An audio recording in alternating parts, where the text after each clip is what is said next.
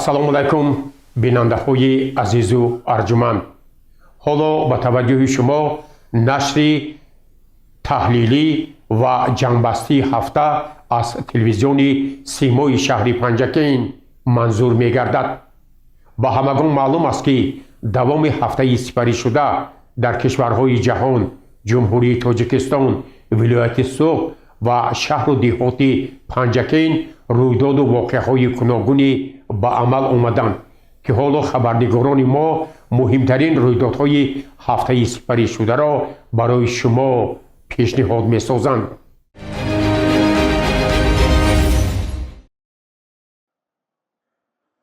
بیست و سیوم январ дар бинои ҳукумати ҷумҳурии Тоҷикистон таҳти раёсати президенти ҷумҳурии Тоҷикистон раиси ҳукумати кишвар муҳтарам Эмомалӣ Раҳмон маҷлиси васеи ҳукумати ҷумҳурии Тоҷикистон баргузор гардид.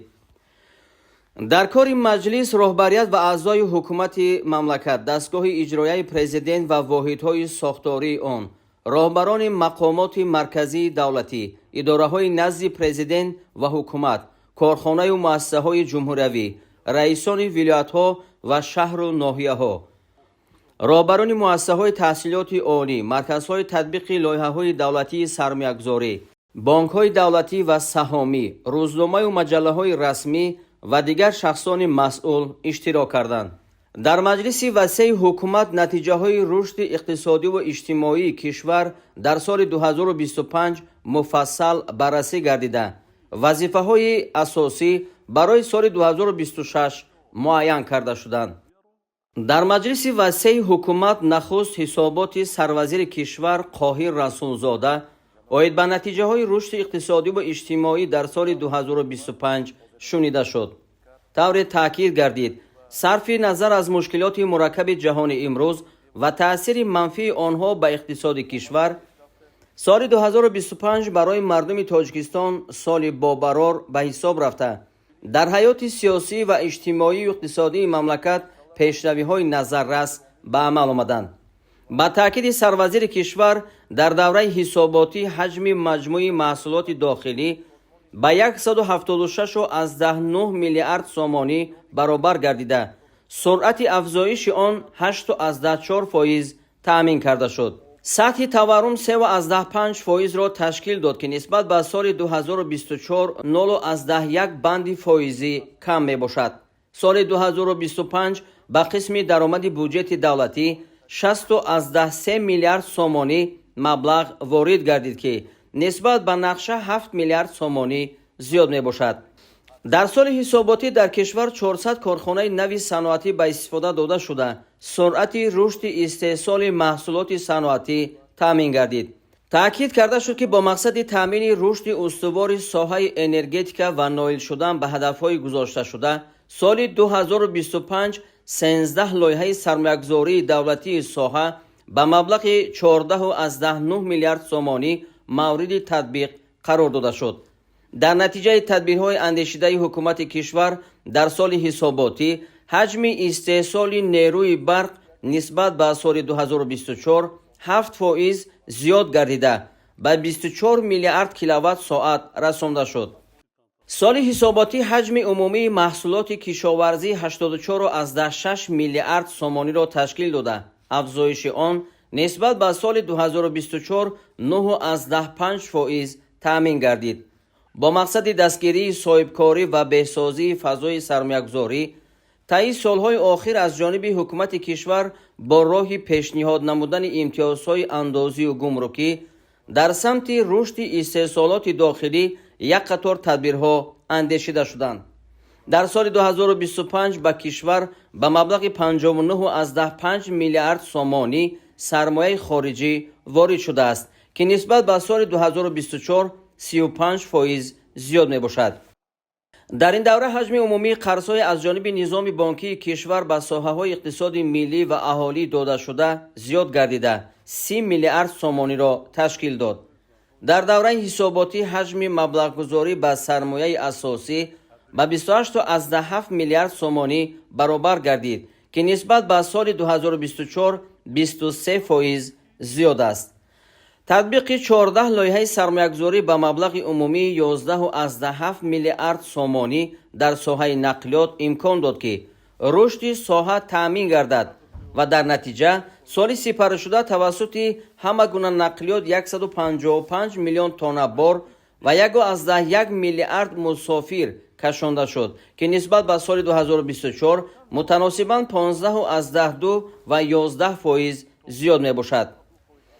соли 2025 ҳаҷми умумии гардиши савдо 77.3 миллиард сомониро ташкил дод ки нисбат ба соли 2024 14% зиёд аст. ҳаҷми хизматрасонии пулакӣ дар ҳамаи соҳаҳои хизматрасонӣ соли 2025 ба 30.5 миллиард сомонӣ баробар гардид ки нисбат ба соли 2024 13.2% зиёд мебошад. тадбирҳои андешидаи ҳукумати кишвар имконият фароҳам оварданд ки дар давраи ҳисоботӣ гардиши савдои хориҷӣ нисбат ба соли 2024 20.5% афзоиш ёбад. сарвазири мамлакат изҳор дошт ки дар давраи ҳисоботӣ шумораи муассисаҳои томактабӣ дар кишвар ба 795 адад расида, дар муқоиса ба соли 2024 38 муассиса зиёд мебошад. вобаста ба фарогирии бештари кӯдакон ба таҳсилоти томактабӣ, дар назди муассисаҳои таҳсилоти умумӣ 3154 маркази инкишофи кӯдак бо фарогирии 182.7 ҳазор кӯдак таъсис дода шудааст. соли 2025 дар мамлакат 214 муассисаи таҳсилоти миёнаи умумӣ ва бинову синфхонаҳои иловагӣ барои 99 ҳазор хонанда сохта ба истифода дода шуд. ҳоло дар кишвар 4056 муассисаи таҳсилоти миёнаи умумӣ фаъолият дорад. бо мақсади рушди соҳаи тандурустӣ ва саривақт бартараф намудани мушкилоти мавҷуда, соли 2025 аз ҳисоби буҷети давлатӣ барои рушди соҳа 4.3 миллиард сомонӣ равона карда шуд ки нисбат ба соли 2024 24.1% зиёд мебошад. дар ин давра 113 муассисаи соҳаи тандурустӣ сохта ба истифода дода шуда, 301 муассиса таъмиру азнавсозӣ карда шуд. дар сиёсати давлатии Тоҷикистон танзими муносибатҳои меҳнатӣ, рушди бозори меҳнат ва бо шуғл таъмин намудани аҳолӣ мавқеи асосӣ дорад. дар соли ҳисоботӣ дар мамлакат аз ҳисоби ҳамаи сарчашмаҳо 280 ҳазор ҷойи кории нав таъсис дода шуд. дар идомаи маҷлиси ҳукумат ҳисоботи вазири молия Файзиддин Қаҳорзода, раиси кумитаи андоз Нусратулло Давлатзода ва сардори хадамоти гумрук Хуршед Каримзода шунида шуд. иттилоъ дода шуд ки дар натиҷаи рушди иқтисодиёт, ташкили ҷойҳои нави корӣ, беҳтар намудани маъмурикунонии андозу хизматрасонӣ ба андозсупорандагон, гузарондани корҳои фаҳмондадиҳӣ доир ба муқаррароти қонунгузории андоз, тавассути воситаҳои электронии пардохт, вусъат бахшидани ҳисоббаробаркуниҳои ғайринақдӣ, густариши раванди рақамикунонӣ ва дигар тадбирҳои андешидашуда, дар соли 2025 аз ҳисоби андозҳо ва пардохтҳои дохилӣ ба буҷети давлатӣ 26.5 миллиард сомонӣ ворид карда шуд ки нисбат ба нишондиҳандаҳои пешбинишуда 3 миллиарду 598 миллион сомонӣ зиёд мебошад. иҷрои нақшаи андозҳо ва пардохтҳо дар кишвар аз ҷумла вилояти мухтори Кӯҳистони Бадахшон ба андозаи 104.3%, вилояти Хатлон 103.1%, вилояти Суғд 107.1%, шаҳри Душанбе 119.8% ва шаҳру ноҳияҳои тобеи ҷумҳурӣ дар маҷмӯъ 109.5% таъмин карда шуд. ва шаҳру ноҳияҳои тобеи ҷумҳурӣ дар маҷмӯъ 109.5% таъмин карда шуд. доир ба натиҷаҳои фаъолияти мақомоти гумруку андоз баъди шунидани ҳисоботи роҳбарияти онҳо, сарвари давлат муҳтарам Эмомалӣ Раҳмон ҷиҳати баландбардоштани нишондиҳандаҳои иҷрои нақшаи пардохтҳои гумрукӣ, бартарафсозии қарзҳои андоз, пардохти нафақа ва суғуртаи иҷтимоӣ ва ба шакли электронӣ гузарондани тамоми муносибатҳои молиявӣ дар ин соҳаҳо дастуру супоришҳои қатъӣ доданд. сипас прокурори генералии ҷумҳурии Тоҷикистон Ҳабибулло Воҳидзода доир ба фаъолияти мақомоти назорату санҷиш дар самти пешгирии ҷинояту ҷинояткорӣ, бартарафсозии қонуншиканиҳо дар соҳаҳои иқтисодиву иҷтимоӣ ва риояи ҳатмии қонунҳои амалкунандаи мамлакат ҳисобот доданд. дастур дода шуд ки мақомоти прокуратура ҷиҳати пешгирӣ аз ҳолатҳои риоя накардани қонунгузории мамлакат оид ба истифодаи замин, танзими ҷашну маросим ва дигар соҳаҳо тадбирҳои саривақтӣ ва бетаъхир андешанд. доир ба раванди ҷалби сармоя ба иқтисоди миллӣ ва роҳҳои афзун намудани он, ҳисоботи раиси Кумитаи давлатии сармоягузорӣ ва идораи амволи давлатӣ Султон Раҳимзода шунида шуд. инчунин дар маҷлиси ҳукумати ҷумҳурии Тоҷикистон раиси Бонки Миллии Тоҷикистон Фирдавс Толибзода ва раиси Бонки Амонатгузории Ҷумҳурии Тоҷикистон Амонатбонк Алиҷон Саримзода доир ба соҳаи бонкдорӣ ва сиёсати пулию қарзӣ ҳисобот доданд. ба роҳбарияти Кумитаи давлатии сармоягузорӣ ва идораи амволи давлатӣ, Бонки Миллӣ ва дигар бонкҳои давлативу саҳомӣ дастур дода шуд ки ҷиҳати ҷалби сармояи дохиливу хориҷӣ ба иқтисоди миллӣ, хусусан сармояи мустақим, устувор нигоҳ доштани қурби асъори миллӣ, афзун намудани ҳаҷми қарздиҳӣ, гузариш ба муомилоти ғайри нақдӣ ва ба шакли пурраи электронӣ гузарондани тамоми муносибатҳои молиявиву бонкӣ чораҳои мушаххас андешанд. дар идомаи маҷлиси ҳукумат вазири саноат ва технологияҳои нав Шералӣ Кабир гузориш дод. таъкид гардид ки эълон намудани солҳои 2022-2026 ҳамчун солҳои рушди саноат барои амалишавии раванди саноатикунонии бо суръати кишвар заминаи устувор гузошт. соли 2025 дар кишвар корхона ва коргоҳҳои нави саноатӣ бо таъсиси 17 000 ҷойҳои нави корӣ мавриди истифода қарор дода шуда, нисбат ба соли қаблӣ ҳаҷми истеҳсоли маҳсулоти саноатӣ 22.1% афзоиш ёфт.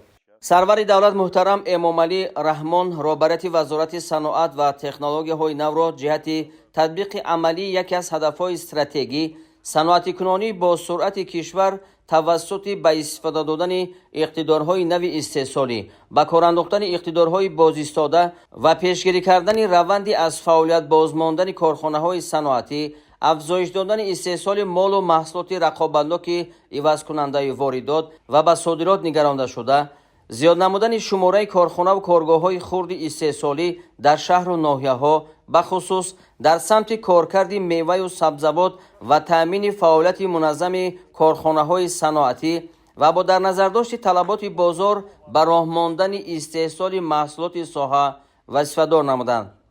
дар маҷлис ҳамчунин ҳисоботи вазири нақлиёт Азим Иброҳим шунида шуд ки дар он натиҷаҳои фаъолияти соҳа дар соли 2025 ҷамъбаст гардида, самтҳои асосии рушди инфрасохтори нақлиётӣ ва беҳтар намудани сифати хизматрасониҳо барои давраи минбаъда муайян карда шуд.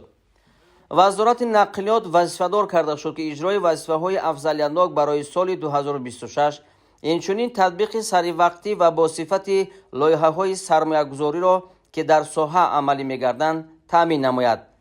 ба вазири энергетика ва захираҳои об Далер Ҷумъа ва роҳбарони ширкатҳои соҳа барои татбиқи саривақтиву босифати лоиҳаҳои кам кардани талафоти нерӯи барқ дар шаҳру ноҳияҳои кишвар, ҷорӣ намудани низоми биллингӣ ва ба ҳисобгирии пурраи истифодабарандагони нерӯи барқ, ҷамъоварии саривақтии маблағи он аз аҳолӣ ва ташкилоту корхонаҳо ва бунёди иқтидорҳои алтернативии истеҳсоли нерӯи барқ дастуру супоришҳои мушаххас дода шуд.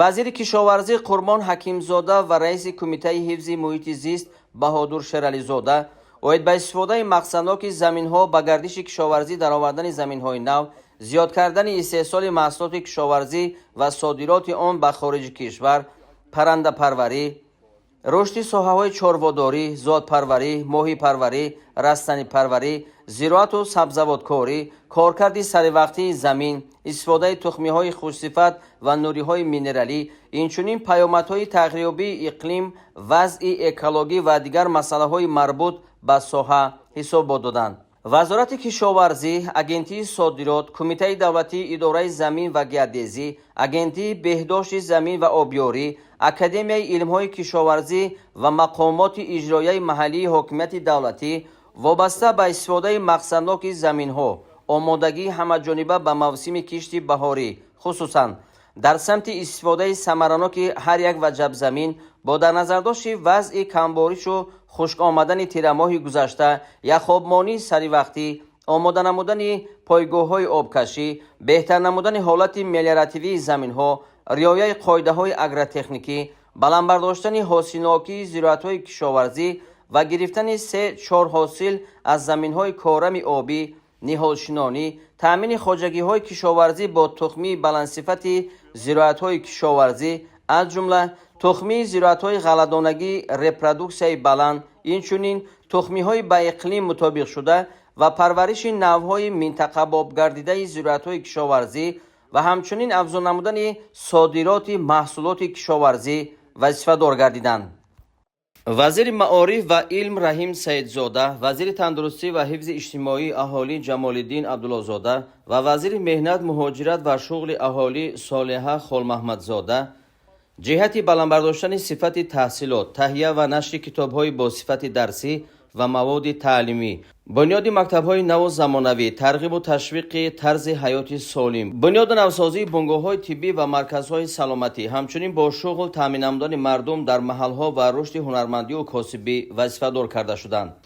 رئیس شهر دوشنبه محترم رستم امامعلی ضمن حسابات خود اظهار داشتند که سال 2025 از طرف مقامات اجرایی حکومت دولتی شهر دوشنبه جهت عملی نمودن هدف‌های استراتژی کشور و در این زمینه بلند برداشتن نیکوحوالی ساکنان پایتخت، اینچنین به مرحله نوی رشد وارد نمودن شهر دوشنبه یک قطار اقدامات سازنده تطبیق گردیده 46,000 جای نوی کاری تأسیس داده شد.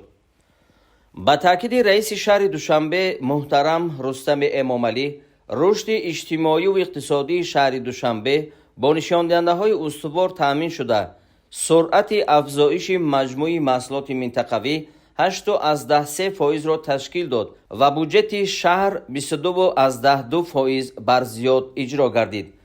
در دایره هدف استراتژی صنعت کنونی با سرعت کشور روند بنیادی کارخانه‌های صنعتی در این دوره وسعت تازه کسب نموده 62 کارخانه و کارگاه نوی استحصالی به استفاده داده شد و سرعت رشد استحصال محصولات صنعتی 26% تامین گردید. در برابر این سرعت رشد مبلغ‌گذاری به سرمایه اساسی نسبت به سال 2024 31% زیاد گردیده به مساحت 713,000 متر مربع خانه‌های استقامتی و دیگر انشاءات اجتماعی و خدمت‌رسانی به استفاده سپاریده شد. از جمله در سال 2025 در شهر دوشنبه 6 مؤسسه تعلیمی برای 19,000 خواننده و 16 مؤسسه تا مکتبی برای 3,640 تربیت گیرنده ساخته به استفاده داده شد. از حساب همه سرچشمه‌ها در شهر در مجموع 60 کیلومتر راه‌ها به مبلغ 406 میلیون سامانی از نوسازی و اسفالت پوش گردید. رئیس ولایت مختار کوهستان بدخشان علیشیر میرزان‌آباد، رئیس ولایت سوخت رجب احمدزاده و رئیس ولایت ختلان دولتعلی سعید دایر به نتیجه‌های رشد اقتصادی و اجتماعی ولایت‌ها و شهر و ناحیه‌ها در سال 2025 حسابات دادند. سرور دولت محترم امامعلی رحمان بر رئیسان ولایت‌ها و شهر و ناحیه‌های مملکت جهت گسترش بخشیدن روند آمادگی به جشن 35 سالگی استقلال دولتی، اجرای وظیفه‌های در پیام پرزیدنت جمهوری تاجیکستان گذاشته شده، برنامه و نقشه‌های قبول نموده حکومت مملکت، حل سریع عرض و شکایت‌های مردم، دستگیری صاحبکاری، تقویت همکاری با بخش خصوصی، تأمین رشد استوار اقتصادی و اجتماعی، افزون نمودن حجم استحصال محصولات صنعتی و کشاورزی، بیشتر نمودن حجم صادرات آنها، تقویت فعالیت مؤسسه‌های معارف، تندرستی و فرهنگ دستور و سپارش‌های مشخص دادند.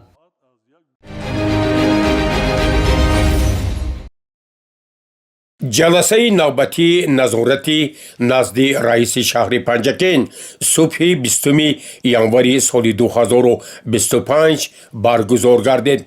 در آغاز جلسه رئیس شهر عبدالخالق خالقزاده از مسئولین رفت اجرای نقشه و وظیفه های هفته گذشته را پرسان گردیده برای هفته نو در نزد آنها دستور و سپارش های مشخص گذاشت. در مجلس هفته‌واری نظارتی نزد رئیس شهر اساساً مسئله های آمادگی با معرکه مهم دعوت بهاری جوانان به صف قوه های مسلح جمهوری تاجیکستان، همزمان پیشگیری از زیاد شدن جنایتکاری در بین نابالغان و جوانان و دیگر مسئله ها مورد تحلیل و بررسی قرار گرفته، رئیس شهر عبدالخالق خالقزاده وابسته به آمادگی با دعوت بهاری جوانان در نزد شخصان مسئول دستور و سپارش داد و از راهبران دخدار قاطعانه طلب نمود که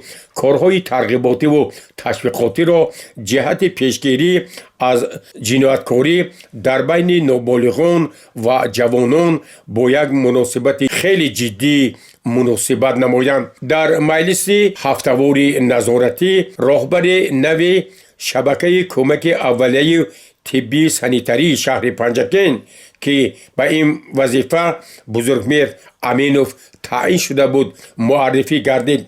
در فراورد مجلس هفته‌واری نظارتی رئیس شهر توجه حاضرین را به وسعت کارهای آبادانی و سازندگی با افتخار 35 سالگی استقلال دولتی جمهوری تاجیکستان، تشکیل میدانچه ها برای کودکان، تأسیس کارخانه های نو، فراهم آوردن شرایط های علاوگی جای های کاری، همزمان ذخیره سبزوات، با مرام اجامه دادن کارهای آبادانی و سازندگی از جمله رنگ و بار بیناها و وسعت کارهای ترغیباتی و تشویقاتی در زمینه پیام پیشوای معظم ملت پرزیدنت جمهوری تاجیکستان محترم امام علی رحمان جلب نموده در نزد راهبران و شخصان مسئول وظیفه و نقشه های مشخص گذاشت.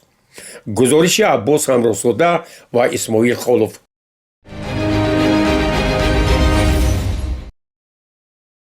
هر هفته روز شنبه از جانب رئیسان شهر و ناحیه ها قبول شهروندان تغییر گردیده. در آن عرض و شکایت ساکنان از جانب رهبریت شنیده و برای برطرف نمایی آن چاره‌های ضروری اندیشیده می شود. سنه 17 январи سال روان رئیس شهر پنجکین عبدالخالق خالقزاده در روز قبول شهروندان عرض و شکایت ساکنان شهر و دهات را شنیده و برای حل مشکلات ایشان مسئولین را وظیفه دار نمود.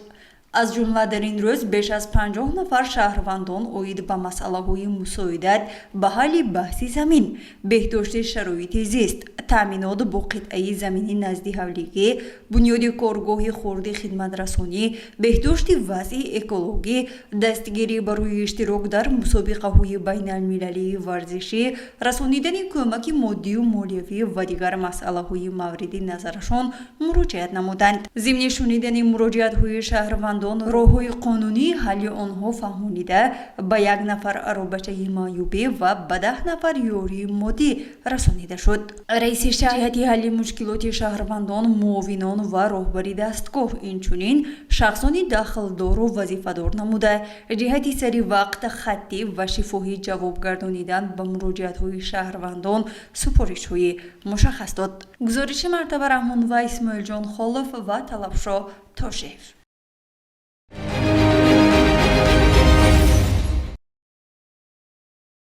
بخشیده به روز تأسیس یابی مقامات گمرک که از سال 1992 این جانب همه ساله در کشور سنه 22 январ همچون روز گمرکچیان جشن گرفته می شود. در ریاست منطقوی گمرک ولایت سوخت در شهر پنجکین چاره‌بینی ایدانه دایر گردید. дар он муовини раиси шаҳри панҷакент мурод шукурзода иштирок ва суханронӣ намуда аз нақши мақомоти гумрук дар амалисозии стратегияи рушд сухан гуфт.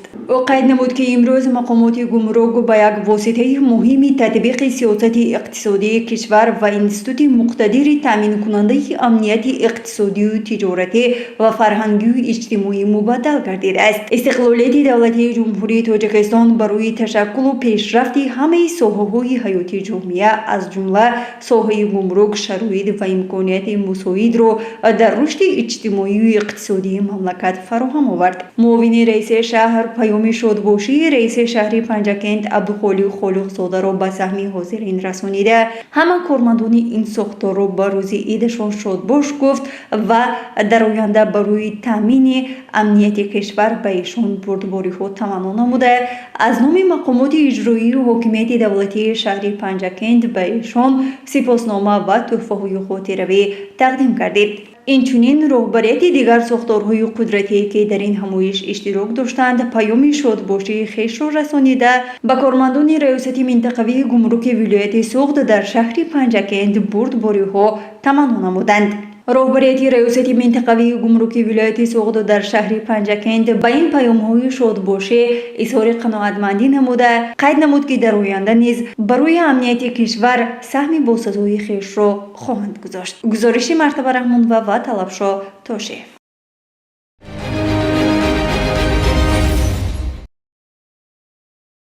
бо мақсади омодагӣ ҷиҳати таҷлили бошукӯҳи 35-мин солгарди истиқлоли давлатии ҷумҳурии Тоҷикистон, истифодаи оқилонаи обу замин, бештар захира намудани сабзавот, маҳсулоти кишоварзӣ дар оилаҳо, ғамхорӣ нисбати маъюбон ва нафароне ки имрӯз ба кӯмаку дастгирӣ ниёз доранд, раиси шаҳр аз ҷамоати диҳотӣ ба номи устод Або Абдуллоҳ Рӯдакӣ як сафари корӣ пурмуҳтаво анҷом дод. нахуст раиси шаҳр дар деҳаи марғидари ҷамоати диҳоти Рӯдакӣ бо рафти бунёди маркази савдо ва хизматрасонӣ сардхона ки аз тарафи соҳибкор Ислом Имомов бунёд мешавад шинос гардид. ӯ таъкид намуд ки воқеан дар ин деҳае ки дар шоҳроҳи асосии Панҷакент айнӣ мавқеъ дорад, ободу зебо сохтан бунёди ин иншоотҳо бори дигар собит месозад ки мардуми шарифи диёри бостонии Рӯдакӣ дар самти ободу зебо, сабзу хуррамгардонӣ ва ифтихор аз ватани азизамон ва омодагӣ ба 35-солагии истиқлоли давлатии ҷумҳурии Тоҷикистон саҳми арзандаи хешро мегузоранд. таъкид шуд ки аз тарафи соҳибкорони ин мавзеъ ба деҳаи Негноти Нав низ як хати оби нӯшокӣ гузаронда мешавад. ҳамзамон ба раиси шаҳр иттилоъ дода шуд ки дар ин деҳа боғи интенсивӣ низ бунёд мешавад. дар ҷараёни сафари корӣ ба ҷамоати диҳотӣ Рӯдакӣ раиси шаҳр дар деҳаи Шашқад бо фаъолияти фермаи чорводорӣ собиқ хоҷагии диҳқонӣ ба номи Рӯдакӣ ки дар он замон хеле шӯҳратёб буд шинос гардид. яке аз соҳибкорони шинохтаи ин диёр Дӯст Сафаров ки ин фермаро аз нав эҳё намуд, ба раиси шаҳр иттилоъ дод ки айни замон дар ин ферма 12 сар чорвои калон ва 140 сар гӯсфанд парвариш ёфта. ӯ тасмим гирифтааст ки дар оянда шумораи чорворо ба маротиб зиёд намояд. раиси шаҳр дар ҷараёни сафари корӣ бо фаъолияти нерӯгоҳи обии барқии Панҷрӯд низ шинос гардид. ба раиси шаҳр иттилоъ доданд ки пас аз навсозӣ ва таҷдиди ин нерӯгоҳ сокинони аксар деҳаҳои ҷамоати диҳоти Рӯдакӣ бо нерӯи барқ таъмин мебошанд. дар деҳаи Негноти ҷамоати диҳоти Рӯдакӣ раиси шаҳр бо рафти бунёди бинои нави муассисаи таҳсилоти миёнаи умумии рақами 13 ва маркази саломатии шинос гардид. ба масъулин و بیناکاران و معماران دستور داده شد که باید این انشاءات با یک طرح زیبای زمانوی با صفت بنیاد گردیده در مهلت‌های پیش بینی شده مورد استفاده قرار گیرد. در دهه مداوره در نزد مؤسسه تحصیلات میانه عمومی رقم 50 میدانچه ورزشی زمانوی بنیاد گردیده رئیس شهر اصرار داشت که ما باید در همه دهات دوردست پنجکنت باستانی چنین انشاءات ورزشی را بنا سازیم و نورسان جوانان را بیشتر به ساحه ورزش جلب سازیم. از طرف خواجگی دهقانی چمترغه در موضع چاشتیپه باغ نو بنیاد می شود که این امکان می دهد همزمان برای تامین امنیت عضوخواری مملکت مساعدت نماید.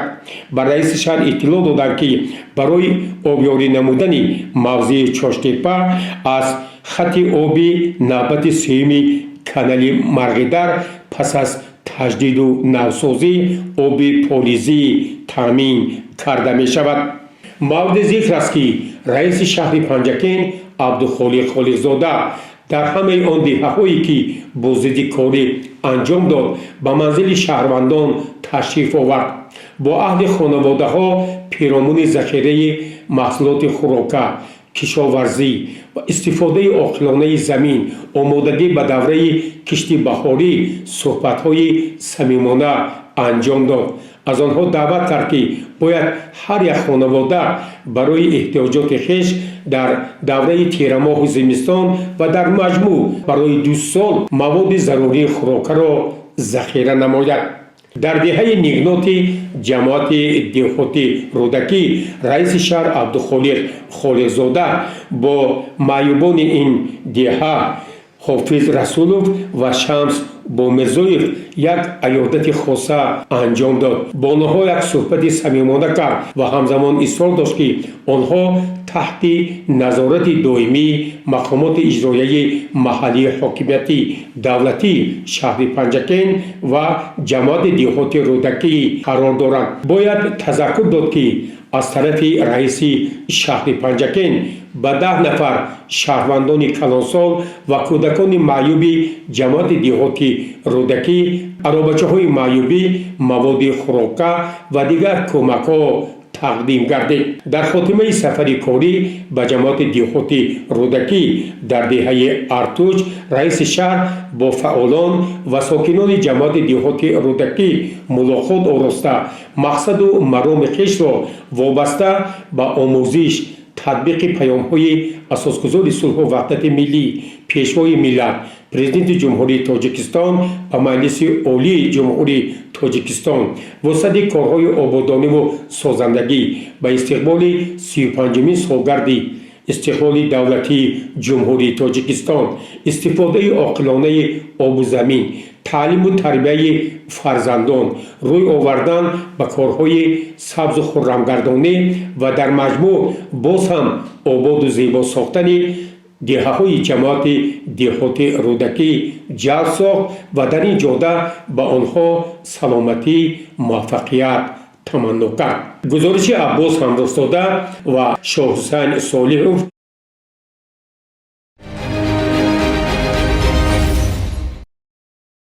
جماعت دهاتی شینگ یکی از جماعت‌های دوردست‌ترین شهر پنجکент به حساب می‌رود.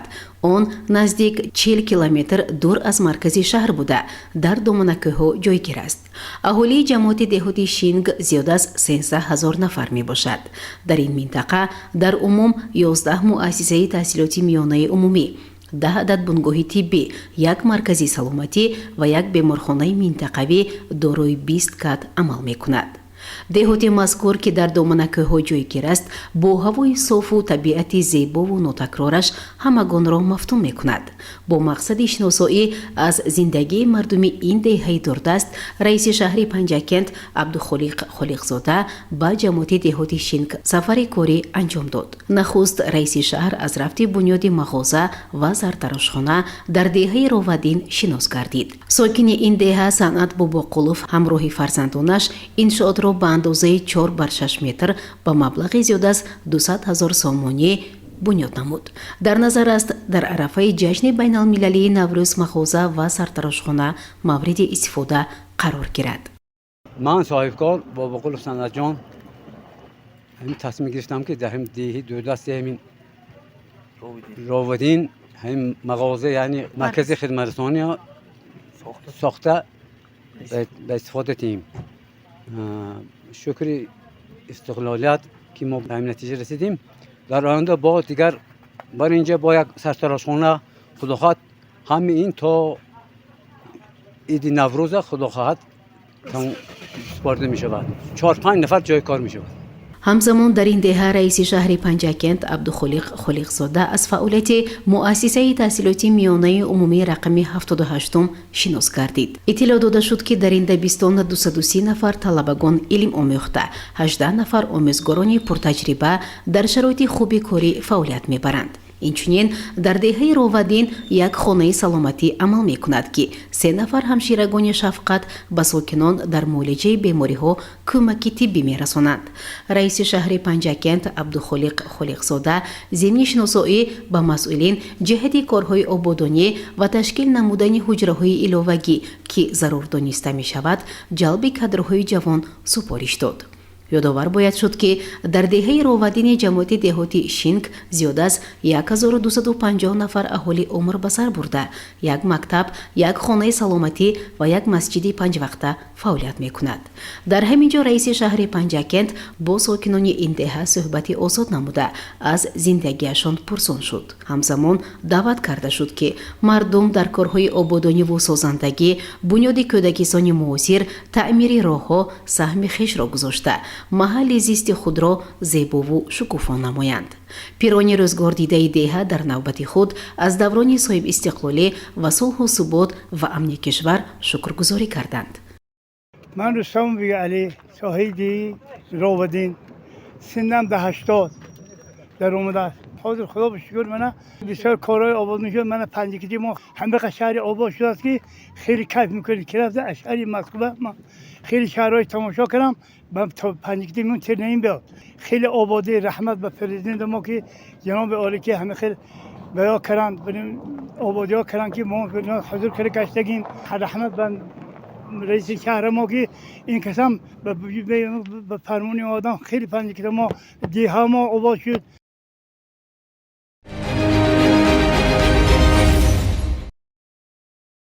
дар идомаи сафари корӣ раиси шаҳри панҷакент абдухолиқ холиқзода ба деҳаи рашнаи поён рафта аз корҳои созандагӣ ин деҳа шинос шуд. бояд гуфт ки имрӯзҳо дар деҳаи рашнаи поёни ҷамоати деҳоти шинг зиёда аз 1500 нафар мардум дар муттаҳидиву дӯстӣ умр ба сар мебаранд. дар ин ҷо низ як дабистон ва як хонаи саломатӣ фаъолият дорад.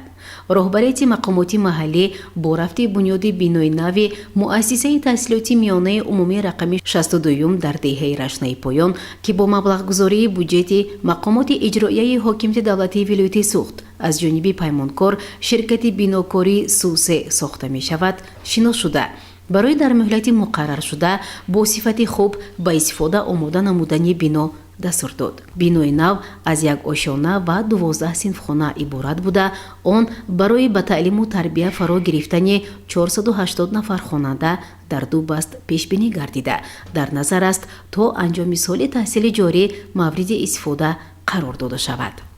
ҳамчунин раиси шаҳри панҷакент абдухолиқ холиқзода аз фаъолияти муассисаҳои таҳсилоти миёнаи умумии рақами 62 ва 11 ҷамоати деҳоти шинг дидан карда аз шароити синфхонаву донишомӯзии хонандагон аз наздик шинос шуд ва бо омӯзгорони ин ҷо мулоқот кард.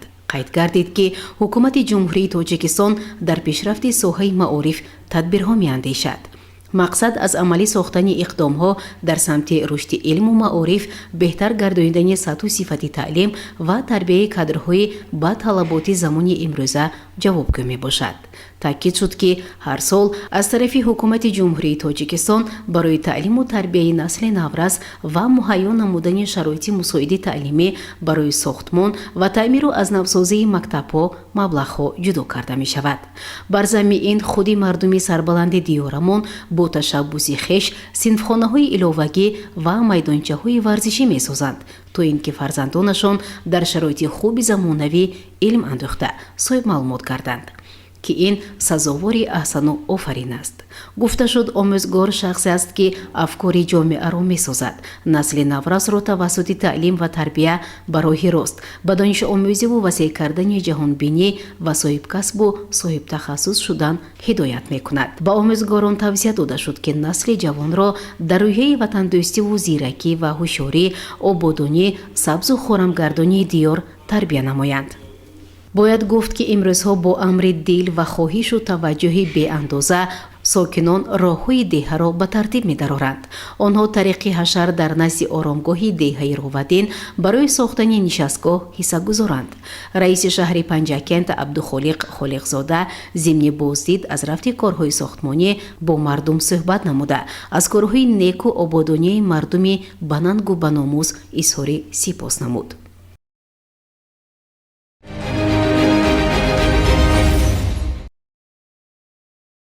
шаҳри Панҷакент шаҳри таърихиву тамаддунофар буда бо фарҳангу маданият, ҳунару адибонаш дар ҷаҳон маъруфу машҳур аст. илова бар ин шаҳри босонияи Панҷакент чун шаҳри сайёҳиву зебоманзар шинохта шудааст. ҳар сол ҳазорон нафар сайёҳон барои тамошои табиати нотакрори ин шаҳри дилфиреб меоянд. мавзеи ҳафткӯл яке аз ҷойҳои тамошобоби сайёҳон ба ҳисоб меравад, бо мақсади ҳарчи бештар ҷалб намудани сайёҳон ва ободу зебо намудани ин мавзеъ сокинону соҳибкорон дар талошанд. зимни сафари корӣ ба ҷамоати деҳоти Шинг раиси шаҳри Панҷакент Абдухолиқ Холиқзода аз рафти корҳои сохтмонӣ дар соҳили кӯли сеюм Марғзор шинос гардид. инҷо соҳибкор Руслан Ҳамроқулов дар соҳили кӯли ҳушёр пойгоҳи сайёҳӣ ва меҳмонхона бунёд карда истодааст.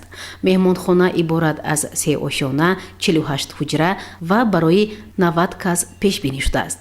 инчунин дар инҷо боғ бунёд гардидааст ки дарахтони ороиши мавзеъро боз ҳам зеботар мегардонад. зимни боздид раиси шаҳри Панҷакент дар соҳили кӯли ҳушёр дарахтони сӯзанбарги ороишӣ шиноида иқдоми соҳибкорро ҷиҳати роҳандозии парвариши мурғобӣ ва рушди соҳаи сайёҳӣ дар ин кӯл мусбат арзёбӣ кард. ҳамзамон бо саҳмгузории соҳибкор Мустафо Шахмаев дар соҳили 4-уми кӯли Нофин бунёди меҳмонхона ва мавзеи истироҳатӣ қомат рост мекунад. пас аз шиносоӣ аз рафти корҳои сохтмонии иншоотҳои сайёҳӣ раиси шаҳри Панҷакент Абдухолиқ Холиқзода ба иқдоми неку дурбинонаи соҳибкорон баҳои баланд дода ҷиҳати дар муҳлати муайяншуда бо тарҳу намои зебову миллӣ сифати аъло анҷом додани корҳои сохтмонӣ масъулинро вазифагузорӣ намуд.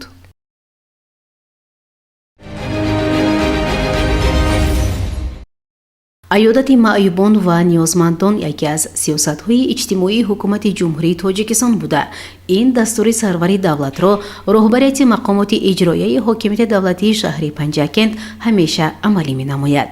дар ҳар сафари корӣ ба маҳаллаҳо ва ҷамоатҳои деҳот, инчунин дар арафаи иду айём раиси шаҳри Панҷакент Абдухолиқ Холиқзода ба ин қишри ҷомеа ғамхорӣ ва кӯмакҳои моддӣ мерасонад. дар доираи сафари корӣ раиси шаҳри Панҷакент ба ҷамоати деҳоти Шинг 7 нафар сокинони деҳа хоса шахсони дорои имконияташон маҳдуд ва ниёзмандро айёдат карда ба онҳо аробачаи маъюбӣ ва кӯмакҳои моддию пулӣ низ тақдим намуд.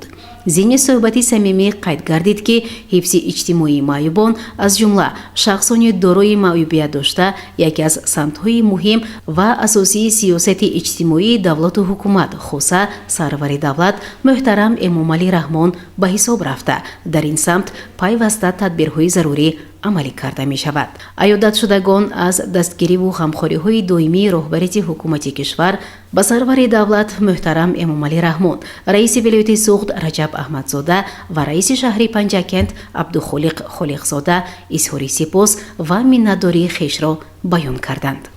дар умум ҷамоати деҳоти шенк бахшида ба 35-мин солгарди истиқлоли давлатии ҷумҳурии тоҷикистон тадбирҳои амалӣ меандешад ва рӯз то рӯз ин деҳаи дурдаст ободу зебо мегардад. чунин иброз дошт раиси ҷамоати деҳоти шенк ҷовид мӯминқулов. имрӯзҳо дар ҷамоати деҳоти шинк бахшида ба муносибати 35-солагии истиқлолияти давлати ҷумҳурии тоҷикистон инчунин эълон гардидани соли 2026 соли вусъат додани корҳои ободонӣ созандагӣ ва тақвияту таҳкими худшиносӣ ва худогоҳии миллӣ як қатор корҳои созандагӣ ва як қатор корҳои ободонӣ бо маром идома дорад. ҷиҳати татбиқи вусъат додани корҳои ободонӣ созандагӣ дар ҷамоати деҳоти шинк сохтмони бинои нави замонавӣ муассисаи таҳсилоти миёнаи умумии рақами 62 дар деҳаи рашми поён ва аз тарафи соҳибкорон сохтани меҳмонхонаҳои сайёҳӣ дар мавзеи кӯли 3 ва 4, сохтмони маркази хидматрасонӣ дар деҳаи ровадин ба мисол шуда метавонанд.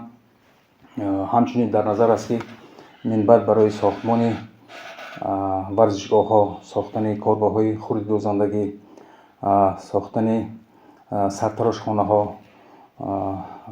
кӯш ба харҷ диҳем ва имрӯзҳо ҷиҳати иҷроиши нақшаи обуна давати ҷавонон ба қувваҳои мусаллаҳи ҷумҳурии тоҷикистон аз тарафи мардуми ҷамоати деҳоти шинк корҳои назаррас ба анҷом мерасад.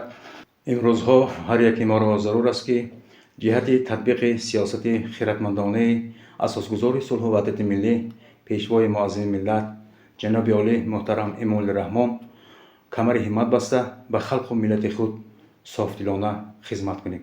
инчунин аз ҷавонону соҳибкорон даъват ба амал меорем ки ҷиҳати вусъат додани корҳои ободонии созандагӣ дар ҳудуди ҷамоати деҳоти шинк камари ҳиммат банданд ва корҳои назаррас ба анҷом диҳанд. сафари кории раиси шаҳри панҷакент абдухолиқ холиқзода ба дигар ҷамоатҳои деҳоти шаҳри панҷакент идома дорад. гузориши муниса атамуллоева ва шоҳҳусайн солеҳов.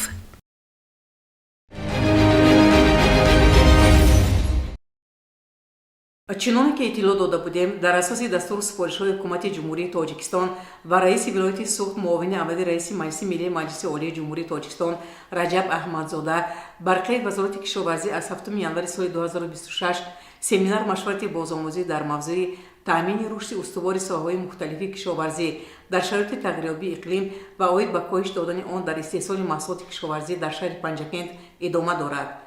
ин навбат чунин семинар дар ҷамоати деҳоти лоиқ шердӣ бо иштироки кишоварзони ҷамоатҳои деҳоти рӯдакӣ, вору, ёрӣ, амудара ва ҷамоати деҳоти лоиқ баргузор гардид. семинарро муовини раиси шаҳри панҷакент мурод шукурзода ифтидо бахшида оиди баргузории семинар сухан гуфт. сипас намояндагони ҳукумати ҷумҳурии тоҷикистон аз ҷумла Солиҳов Шамсиддин, сардори комиссияи давлатии озмоишӣ ва бозири Назоб, Вазиров Ширалӣ, номзади илмҳои ветеринарии Донишгоҳи аграрии Тоҷикистон ба номи Шириншор Тимур, Охунҷонов Абдуҳабиб Ҳафизович, ходими калони илмии филиали институти боғу токпарварӣ ва сабзаводкорӣ дар вилояти Суғд, Сатторов Абдумуталиб, ходими илмии шӯъбаи гӯспанду бузпарварӣ, институти чорводорӣ ва чарогоҳи аграрии илмҳои кишоварзии Тоҷикистон, Бадалов Довуд аз стансияи таҷрибавии вилоятии хокшиносии Суғди Академияи илмҳои кишоварзии ҷумҳурии Тоҷикистон иштирок намуда оиди тағйирёбии иқлим, яхобмонӣ, кишту кори баҳорӣ, истифода аз ҳавои мусоид дар кишту кори баҳориву тирамоҳӣ маслиҳатҳои муфид доданд. ҳамзамон қайд намуданд ки яке аз роҳҳои фаровонии маҳсулоти кишоварзӣ дар бозорҳо ин риояи агротехникаи кишту парвариш ва ҳамин гуна гирифтани дусияи ҳосил аз як замин мебошад ки дар шароити панҷакент ин имконпазир аст. аз дигар омили фаровонҳосили ин яхобмонӣ дар фасли зимистон ва кишкардон намудани заминҳо мебошад. дар шароити дигаргуншавии иқлим қайд гардид ки истифодаи самароноки ҳар қитъаи замин муҳим буда аз кишоварзон даъват ба амал оварда шуд ки бо истифода аз таҷрибаҳои пешқадам ва татбиқи илм дар истеҳсоли маҳсулоти кишоварзӣ ва ҳамин гуна дар таъмини озуқавории кишвар саҳми бештар гузоранд. гузориши Майсара Тиллоева ва Исмоилҷон Холов.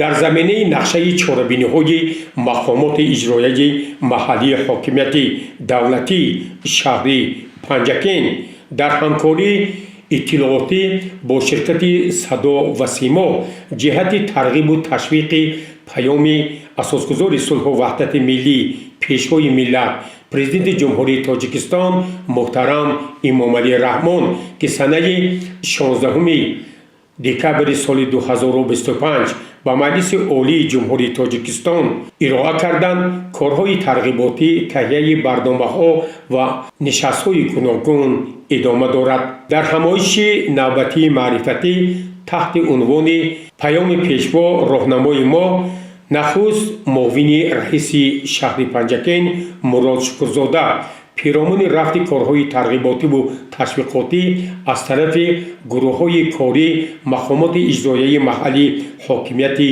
давлатии шаҳри Панҷакен гузориши муфассал дод ва таъкид кард, ки воқеан имрӯз татбиқи паёми пешвои миллат вазифаи аҳли ҷомеа ва фаъолони диёри бӯстонӣ мо мебошад.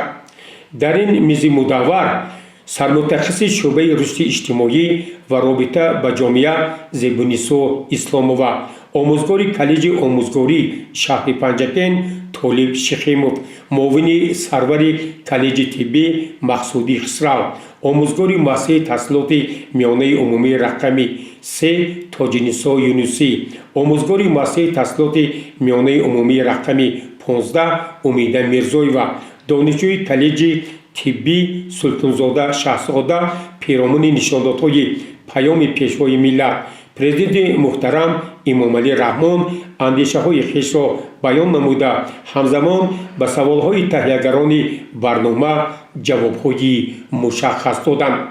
гузориши Аббос Ҳамросода ва Исмоил Холов.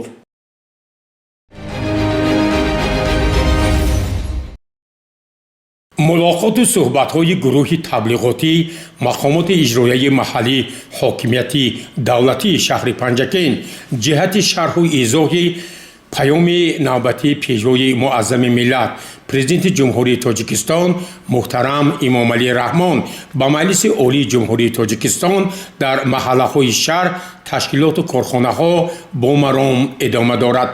мулоқоти навбатӣ таҳти роҳбарии муовини раиси шаҳр Мурод Шукрзода, мудирони шӯъбаю бахшҳои дастгоҳи раиси шаҳр, шӯъбаи маориф, кумиҷроии ҳизби халқии демократии Тоҷикистон дар шаҳри Панҷакен бо сокинони маҳаллаи Қайнар баргузор гардид. муовини раиси шаҳр Мурод Шукрзода ба ҳозирин иттилоъ дод, ки мо бояд ҳамагон дар тарғибу ташвиқ, омӯзиш ва мавриди амал қарор додани нишондодҳои паёми асосгузори сулҳу ваҳдати миллӣ пешвои миллат президенти ҷумҳурии Тоҷикистон ба ифтихори 35-мин солгарди истиқлоли давлатии ҷумҳурии Тоҷикистон фаъолияти хешро густариш бахшем.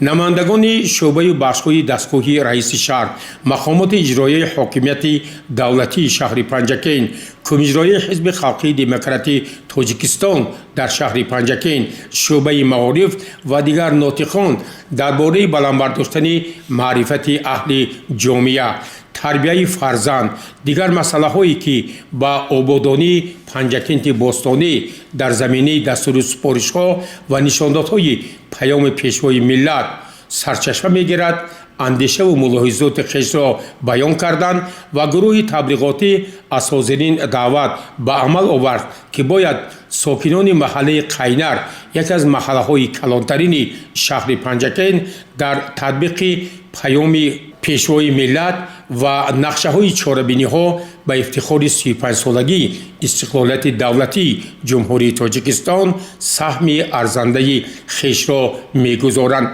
гузориши Аббос Ҳамросода ва Исмоил Холов.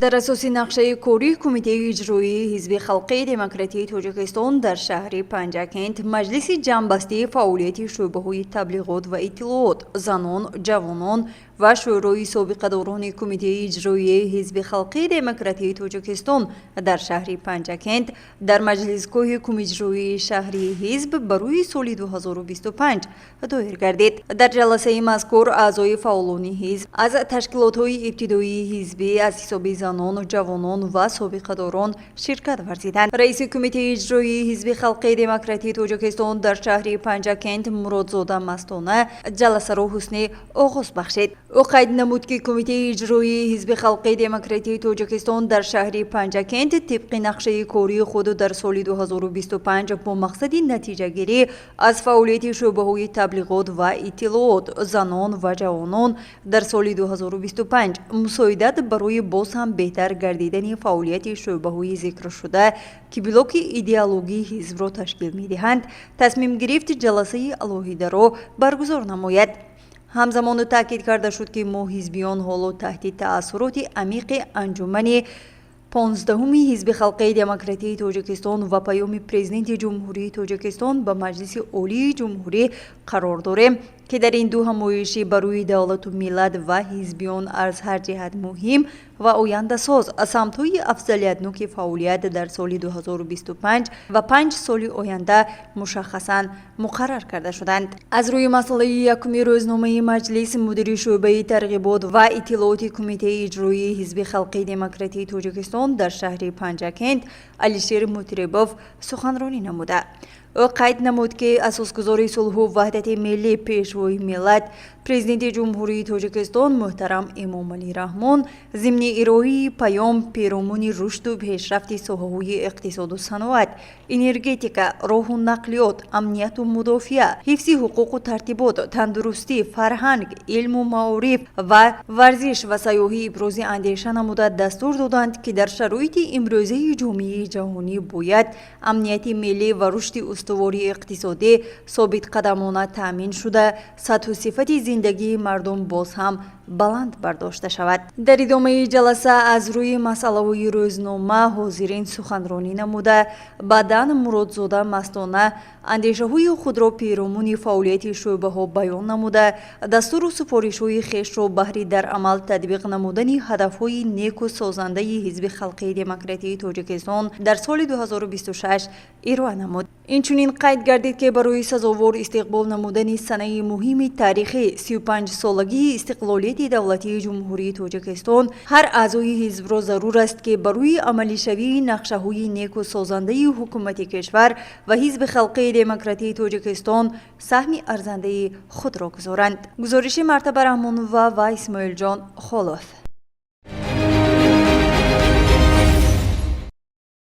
در دایره سیاست دولتی جمهوری تاجیکستان اوید به حفظ محیط زیست و استفاده عاقلانه ذخیره‌های طبیعی در شهر پنجکند از جانب شعبه حفظ محیط زیست کارهای بیوتکنیکی در منطقه‌های زیست حیوانات و پرندگان صحرایی و وحشی گذرانیده شدند. تدبیرهای مذکور در موضع‌های انجام یافتند که در فصل‌های سرما و کمبودی غذا احتمال کاهش شماره حیوانات و پرندگان وحشی بیشتر می‌گردد. هدف اساسی کارهای بیوتکنیکی نگهداری موازنت اکوسیستم، پیشگیری نابودشوی نمودها و فراهم آوردن شرایط مساعد برای زندگی عالم حیوانات میباشد. در جریان این تدبیرها متخصصان ساحه در جایهای معین خوراک علاوگی برای حیوانات صحرایی و پرندگان وحشی گذاشتند. این عملها امکان می‌دهند که حیوانات در شرایط دشوار طبیعی به منطقه‌های اهالینشین نزدیک نشوند و محیط طبیعی خود حفظ گردد. کارشناسان تاکید می‌کنند که چنین کارهای بیوتکنیکی یکی از واسطه‌های ثمرناک حفظ گوناگون رنگی بیولوژی بوده در شرایط تغییریابی اقلیم اهمیت خاصه پیدا می‌کنند. تاجیکستان همچون کشوری کوهسار که دارای طبیعت ناتکرار و عالم غنی نباتات و حیوانات میباشد با مسئله حفظ محیط زیست توجه پیوسته ظاهر می‌نماید. در این زمینه سیاست اکولوژی با تشبس‌های بین‌المللی تاجیکستان در ساحه آب و اقلیم هماهنگ میباشد. پیشوای ملت بارها تاکید نمودند که حفظ طبیعت و استفاده عاقلانه ذخیره‌های طبیعی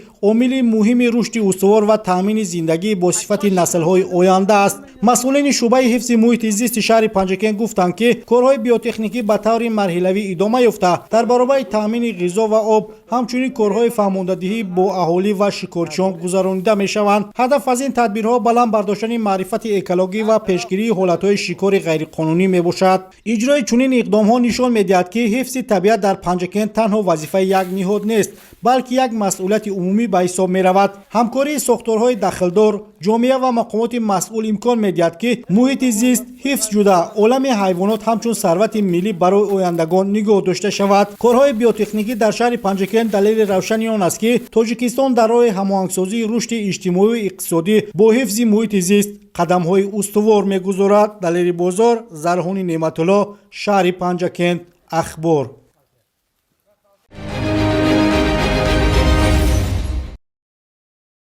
در اساس نقشه تبلیغاتی مقامات اجرایی محلی حکومت دولتی شهر پنجکند وابسته به نشاندادهای پیام پرزیدنت جمهوری تاجیکستان محترم امامعلی رحمان با مجلس عالی جمهوری تاجیکستان ملاقات با اهالی با اصول محله به محله ادامه دارد. با مقصد اجرای سفارش راهبر دستگاه اجرایی پرزیدنت جمهوری تاجیکستان از 28 نوامبر سال 2025 درباره تحکیم بخشیدن کارهای ترغیباتی و فرماندهی در بین اهالی همزمان جهت رساندن محتوای پیام نوبتی پرزیدنت جمهوری تاجیکستان محترم امامعلی رحمان درباره سیاست داخلی و خارجی جمهوری که سنه 16 دکتر سال 2025 با مجلس عالی مملکت ایران نمودند، اینچنین در دوره اعلام کردن سال 2026 سال وسعت دادن کارهای آبادانی و سازندگی و تقویت و تحکیم خودشناسی و خودآگاهی ملی و به این وسیله اجرای نقشه برگزاری صحبت و واخوری‌های ساختارهای دفتر مقامات اجرای محلی حکومت دولتی شهر پنجکند در سمت هماهنگ ساختن فعالیت ایدئولوژی و تقویت تربیت و تندرستی شهروندان با ساکنان محله قوقوری شهر پنجکند برگزار گردید. در ملاقات معاون رئیس شهر پنجکند مراد شکورزاده و اعضای گروه کاری نزد مقامات اجرای محلی حکومت دولتی شهر پنجکند اشتراک و سخنرانی کردند.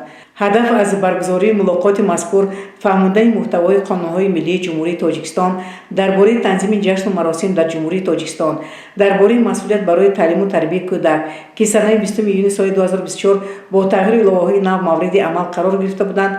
اینچنین دایر به پیشگیری شامل‌شوی جوانان به حزب و حرکت‌های اکستریمیستی و تروریستی، پیشگیری استفاده نادرست قوه برق در بین اهالی، پیشگیری فرهنگ بیگانه، بلند برداشتن مدنیت شهرنشینی، جلب اهالی به کارهای آبادانی و سازندگی، بلند برداشتن صفت تعلیم و تربیت نسل نورس در راه خویشتن‌شناسی و وطن‌دوستی، دعوت جوانان به صف قوای مسلح جمهوری تاجیکستان، پیشگیری عامل‌های کورپسیونی و دیگر مسائل مبرم امروز از جانب گروه کاری مورد شرح و توضیح قرار داده شدند.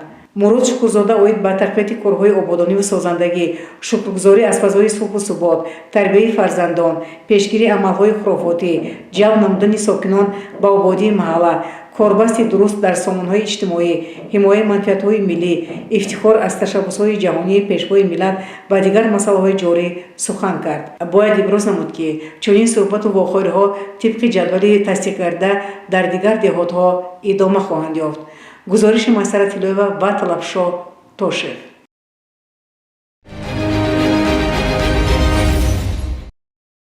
در شهر پنجکند تطبیق سیاست دولتی جمهوری تاجیکستان در سمت رشد ساحه کشاورزی مرحله به مرحله نتیجه های نظررس به بار آورده ایستاده است. چاره‌داری همچون یکی از ساحه‌های کلیدی اقتصاد دهات رشد یافته، اهالی را با گوشت و شیر و دیگر محصولات از جهت اکولوژی تازه تامین می‌نماید. امروز در همه شکل‌های خواجگیداری شهر پنجکند سرشمار مال میده به 221528 سر و چاروای کلان شاخدار به 92893 سر رسیده است. این نشان از استفاده ثمرناک امکانیت‌های موجوده، زحمت دهقانان و چاره‌داران و تطبیق درست برنامه‌های دولتی گواهی می‌دهند. فرمه‌های خرد چاره‌داری در جماعت‌های دهات از جمله دهات خلیفه حسن امروز به نمونه موفق استحصال استوار تبدیل یافتند. در این خواجگی‌ها چاره‌های کلان شاخدار و گوسفند از جمله ذات حصاری پرورش یافته، حجم استحصال محصولات چاروا سال تا سال افزایش می‌یابد. یکی از نمونه‌های عبرت بخش استفاده تکنولوژی‌های معاصر در ساحه چاره‌داری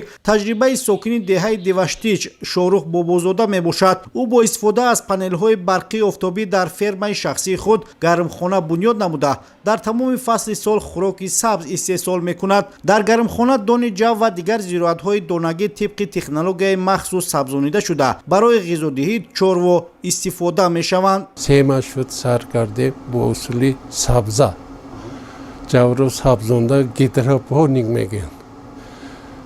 همین نیت کتی مول پایداسیم رویشش ناز هر ماه یک تا مول 5 کیلو زیاد شده است. قزاقستان با بچه‌ها تشکیل کردن رفته آموخته آمدیم و اینجا به خودمون تشکیل کردیم.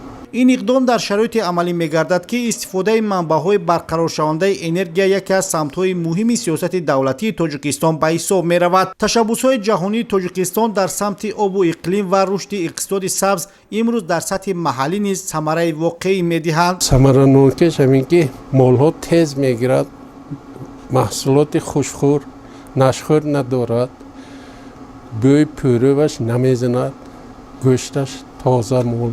100 کیلو سحر 100 کیلو بگاه داداسیم، 1 کیلو 200 گرم تر میکنیم. من این در دست من از 3 روزه 5 روز به تیار میشد، 5 روز به مال به گرفته میتیم. 1 کیلو 200 گرم موما 4 کیلو میشد، 3 کیلو 800 4 کیلو میشد. در برابر رشد چاره‌وداری فعالیت گرمخانه‌ها در شهر پنجکن نیز رو به گسترش نهاده است. کشت و پرورش سبزوات در شرایط گرمخانه امکان می‌دهد که حتی در فصل زمستان بازارها با محصولات تر و تازه وطنی تامین باشند. در گرمخانه‌های معاصر پامیدور، بادرینگ، قلمفور بلغاری، قلفینه و دیگر نوع سبزوات در 4 فصل سال پرورش کرده می شود. گرمخانه مغیان اگرو که با تشبوس صاحبکار محلی مرادقل یوسفوف تأسیس یافته است، نمونه روشن استفاده ثمرناک زمین و تطبیق اصولهای معاصر اگروتکنیکی می باشد. اینجا نه تنها حاصل فراوان به دست آورده می شود، بلکه تجربه پیشقدم به دیگر خواجگیداران نیز انتقال می یابد. کارشناسان بر این نظرند که هماهنگی رشد چاره‌وداری و گرمخانه ها عامل اساسی رسیدن به امنیت استوار اوضاع می باشد. پنجکن امروز با استفاده از اقدارهای موجوده، مهنت اهالی و دستگیری پیوسته دولت در این سمت قدم‌های استوار می‌گذارد. با چنین صورت رشد ساحه کشاورزی شهر پنجکن نه تنها طلبات داخلی را قانع می‌گرداند، بلکه در تامین بازارهای کشور به محصولات کشاورزی نیز سهم نظر است می‌گذارد. این همه بازگوی آن است که سیاست سازنده حکومت جمهوری تاجیکستان در سمت رشد دهات و کشاورزی در عمل تطبیق گردیده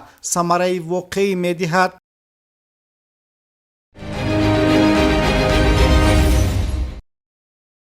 در موسسه تأسیس میانه عمومی رقم 47 مسابقه والیبال بین دختران تشکیلات‌های ابتدایی حزبی با مقصد در عمل تطبیق نمودن هدف‌های آیین‌نامه و برنامه حزب خلقی دموکراتی تاجیکستان ترغیب و تشویق حیات سالم، جلب نمودن زنان و بانوان با مشروعیت تربیت جسمانی و ورزش طبق نقشه‌های چهاربینی‌های حزب خلقی دموکراتی تاجیکستان در ولایت صلح و شهر پنجکن بخشیده به مناسبت سزاوار گردن اساسگذار صلح و وحدت ملی پیشوای ملت پرزیدنت جمهوری تاجیکستان محترم امامعلی رحمان با جایزه صلحی به نام لیو تالستوی تشبوس کرده شد که مسابقه والیبال بین زنان و بانوان تشکیلات‌های ابتدایی حزبی برآورده مانده شود. چهاربینی را رئیس حزب خلقی دموکراتی تاجیکستان در شهر پنجکن مستانه مرادزاده حسنی آغاز بخشید. در این مسابقه بانوان و دختران شرکت فعال نموده خیلی خوب هنرنمایی کردند. باید گفت که ورزش قوی سلامتی بوده، نواسته از جنسیت و سن و سال مشغول شدن به آن از منفیت خالی نیست. ذکر نمودن به مورد است که چهاربینی خیلی شوق‌آور و خاطرمان بود. گزارش میسرت الله و طلبشاه تاشف.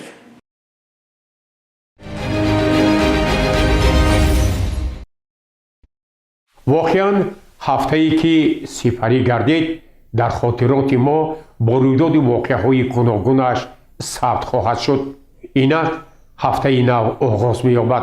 ما به همه شما بینندگان عزیز و ارجمند در هفته نو پیش از همه تن صحت، خانه آباد، بخت و سعادت و موفقیت‌ها در همه جاده‌های زندگی آرزو می‌کنیم و من امید می‌کنم که مردم پنجکن باستان در راه تطبیق سیاست سازنده اساسگذاری صلح و وحدت ملی پیشوای ملت پرزیدنت جمهوری تاجیکستان محترم امامعلی رحمان سهم ارزنده خویش را می‌گذارند و ما همگان جشن فرخنده 35مین سالگرد استقلال دولتی جمهوری تاجیکستان را سزاوار استقبال می‌گیریم. سلامت و سربلند باشید.